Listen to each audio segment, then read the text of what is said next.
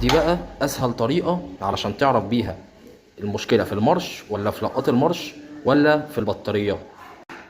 السلام عليكم. تعالوا يا جماعة نشوف مع بعض المشكلة اللي في الموتوسيكل ده. طبعا دي مشكلة بيعاني منها ناس كتير، احيانا تبقى ماشي بالموتوسيكل فجأة وتيجي تركنه وتيجي تدور يعمل معاك المشكلة دي. زي ما نشوف مع بعض كده، هنيجي ندور مارش. تمام، المارش بيشتغل ساعات اهو كويس كده، ندور ونيجي نشغل تاني. شايفين المارش بيعمل ازاي؟ هو دور معايا مرة والتانية لا. شايفين اللمبة بتاعت المور بتضعف ازاي وانا بدور؟ طيب تعال نشوف حل المشكلة دي ايه. طبعا في البداية باستخدام مفك. تمام، هنركب الطرف الارضي كويس كده، وهنيجي عند اللقاط بتاع المارش. تمام، سواء على المارش ذات نفسه او من مكان اللقاط، المهم ان احنا بناخد السلكة اللي هي بتغذي المارش كويس كده، وهنيجي نحط المفك عليها علشان نشوف المشكلة فين بالظبط. هل المشكلة في المارش ولا المشكلة في لقاط المارش ولا المشكلة في البطارية؟ طيب هنبدأ نشغل زي ما حضراتكم هتشوفوا كده. هنبدأ بندوس مارش.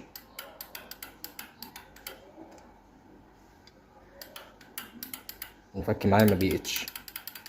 طيب هنبص كده، هنشيك على المفك هنشوف الدنيا تمام ولا المفك فيه مشكلة.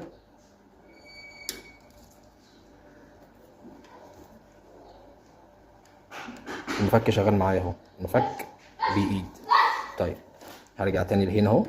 تمام، وانا بدوس مارش سامعين صوت التكتكة؟ طيب المفك معايا دلوقتي ما بيقتش.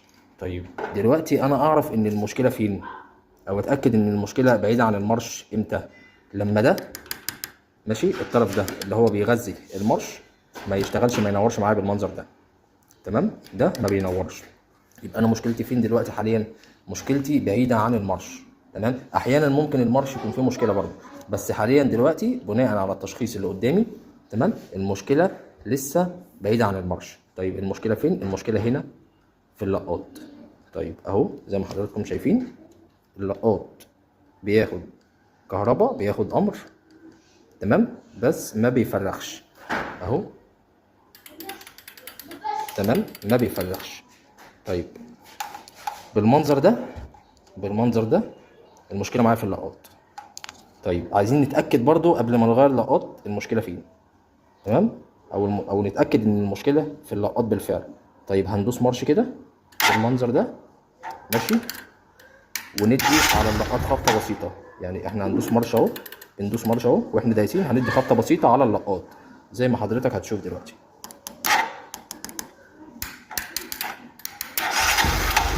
شايف بيستجيب معايا ازاي؟ طبعا هنا بعد ما استبدلنا القديم بواحد جديد. تمام، هنجرب مع بعض. بسم الله. نحط المفك هنا اهو. تمام، ونشوف المفك هيقيد معانا ولا لا. شايفين يا جماعه المفك قادي ازاي؟ المفك خلاص اشتغل اهو. تمام، والمارش بالفعل خلاص اشتغل. طيب دي بقى اسهل طريقه علشان تعرف بيها المشكله في المارش ولا في لقات المارش ولا في البطاريه. سلام عليكم.